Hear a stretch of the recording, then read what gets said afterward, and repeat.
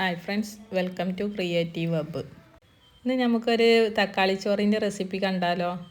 ഇതിൻ്റെ മുന്നേ ഞാൻ തക്കാളി ചോറിൻ്റെ റെസിപ്പി വീഡിയോ ചെയ്തിട്ടുണ്ട്.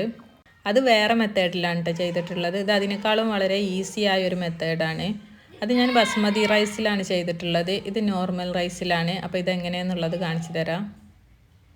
ആദ്യത്തെ ഞാനൊരു പാൻ അടുപ്പത്ത് വെച്ചിട്ട് അത് ചൂടായപ്പോൾ അതിലേക്ക് കുറച്ച് വെളിച്ചെണ്ണ ഒഴിച്ച് കൊടുത്തിട്ടുണ്ട്. ഇപ്പോൾ അത് വെളിച്ചെണ്ണ ഒക്കെ നല്ലോണം ചൂടായി വന്നിട്ടുണ്ട്. അപ്പോൾ അതിലേക്ക് ഞാൻ കടുക് ചേർത്ത് കൊടുക്കുന്നുണ്ട്. അതേപോലെ തന്നെ ഒരു ഉണക്കമുളകും കറിവേപ്പിലയും ചേർത്ത് കൊടുക്കുന്നുണ്ട്. അങ്ങനെ കടുകൊക്കെ നല്ലോണം പൊട്ടി വന്നതിന് ശേഷം ഞാൻ ഇതിലേക്ക് ഒരു വലിയ ഉള്ളി അരിഞ്ഞത് ചേർത്ത് കൊടുക്കുന്നുണ്ട്. അതിലേക്ക് ആവശ്യമായ ഉപ്പും ഇപ്പോൾ തന്നെ ചേർത്ത് കൊടുക്കുന്നുണ്ട്. എന്നാൽ ഉള്ളി പെട്ടെന്ന് വഴണ്ടി വന്നോളും. അങ്ങനെ ഞാൻ ഉള്ളിയൊക്കെ ഇവിടെ വഴറ്റിയെടുക്കുന്നുണ്ട്. അടുത്തത് ഇഞ്ചും വെളുത്തുള്ളിയാണ് ചേർത്ത് കൊടുക്കേണ്ടത്. ഞാനിവിടെ ഇഞ്ചി വെളുത്തുള്ളിൻ്റെ പേസ്റ്റാണ് ചേർത്ത് കൊടുക്കുന്നത്. അത് അങ്ങനെ തന്നെ ചേർത്ത് കൊടുക്കണമെന്നൊന്നും ഇല്ല കേട്ടോ. അത് ജസ്റ്റ് ഒന്ന് കുത്തിയിട്ടെടുത്താലും മതി. ഞാൻ ഈ ഇഞ്ചി വെളുത്തുള്ളി പേസ്റ്റ് ഉണ്ടാക്കിയതിൻ്റെ വീഡിയോ മുമ്പ് അപ്ലോഡ് ചെയ്തിട്ടുണ്ട്. അപ്പോൾ അത് കാണാത്തവരുണ്ടെങ്കിൽ പോയി കണ്ടു നോക്കുക. ഇങ്ങനെ ഉണ്ടാക്കി വെച്ചിട്ടുണ്ടെങ്കിൽ നമുക്ക് അത്യാവശ്യ ഘട്ടത്തിലൊക്കെ പെട്ടെന്ന് ഉണ്ടാക്കേണ്ട സാഹചര്യത്തിലൊക്കെ ഇത് വളരെ ഉപകാരമാവും. അപ്പോൾ ഇങ്ങനെ ചെയ്യാത്തവരുണ്ടെങ്കിൽ ഇങ്ങനെ ഒന്ന് ചെയ്ത് നോക്കി. അങ്ങനെ ഇഞ്ചി വെളുത്തുള്ളിയൊക്കെ ചേർത്തിട്ട് അതിൻ്റെ പച്ചമണം ഒന്ന് മാറുന്നത് വരെ ജസ്റ്റ് ഒന്ന് ഇളക്കി കൊടുക്കുന്നുണ്ട്. അങ്ങനെ ഇതിൻ്റെ പച്ചമണമൊക്കെ മാറിയതിന് ശേഷം ഞാനൊരു തക്കാളി, വലിയൊരു തക്കാളി തന്നെ കട്ട് ചെയ്ത് വെച്ചിരുന്നു. അത് ഇതിലേക്ക് ആഡ് ചെയ്യുന്നുണ്ട്. ഇനി അടുത്തത് ഇതിലേക്കുള്ള മസാല പൗഡറുകളാണ് ചേർത്ത് കൊടുക്കേണ്ടത്. അപ്പോൾ ഞാൻ ഇതിലേക്ക് കൂടുതൽ മസാല പൗഡറുകളൊന്നും ചേർത്ത് കൊടുക്കണില്ല കേട്ടോ. ഞാൻ മഞ്ഞൾപ്പൊടിയും മുളക് പൊടിയും മാത്രമേ ചേർക്കുന്നുള്ളൂ. നിങ്ങൾക്ക് വേണമെങ്കിൽ കുരുമുളക് പൊടിയും ഗരം മസാല പൗഡറും ഒക്കെ ചേർത്ത് കൊടുക്കാം. അപ്പോൾ ഞാനിത് എളുപ്പം ഉണ്ടാക്കാൻ പറ്റുന്ന ഒരു മെത്തേഡാണല്ലോ നിങ്ങൾക്ക് കാണിച്ചു തരുന്നത്.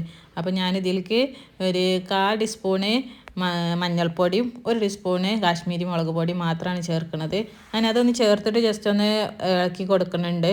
ഇളക്കി കൊടുത്തതിന് ശേഷം ഞാൻ ഇതിലേക്ക് കുറച്ച് വെള്ളം ഒഴിച്ച് കൊടുത്തിട്ട് ഇതൊന്ന് മൂടി വെച്ചിട്ട് വേവിച്ചെടുക്കുന്നുണ്ട്.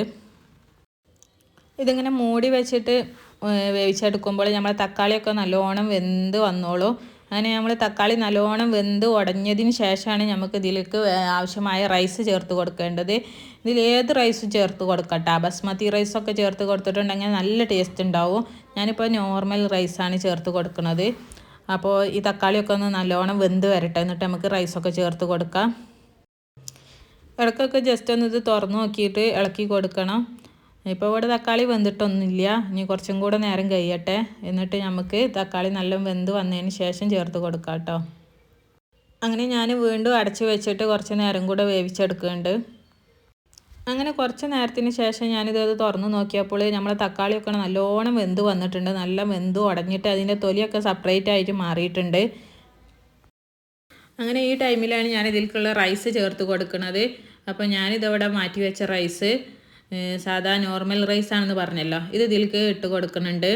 എന്നിട്ട് ഇത് നല്ലോണം മിക്സ് ചെയ്ത് എല്ലാ ഭാഗത്തേക്കും ഒരുപോലെ ആക്കി കൊടുക്കുക. ഇപ്പോൾ ഇതാ നമ്മളെ മസാലയും റൈസും നല്ലവണ്ണം മിക്സായി വന്നിട്ടുണ്ട്. എല്ലാ ഭാഗത്തേക്കും ഒരേപോലെ മിക്സാക്കി എടുത്തിട്ടുണ്ട്. അപ്പോൾ നമ്മൾ തക്കാളി ചോറ് ഇവിടെ റെഡി ആയിട്ടുണ്ട്. ഇങ്ങനെ ഉണ്ടാക്കാത്തവരുണ്ടെങ്കിൽ ഒന്ന് ഉണ്ടാക്കി നോക്കിയിട്ടാ. നമുക്ക് തിരക്കുള്ള ടൈമിലൊക്കെ പെട്ടെന്ന് ഉണ്ടാക്കാൻ പറ്റിയ ഒരു റെസിപ്പിയാണ്. അതേപോലെ തന്നെ ഇതിലേക്ക് വേറൊരു കൂട്ടാൻ്റെ ആവശ്യമില്ല, ഇത് മാത്രം മതി. നല്ല ടേസ്റ്റാണ് കഴിക്കാൻ.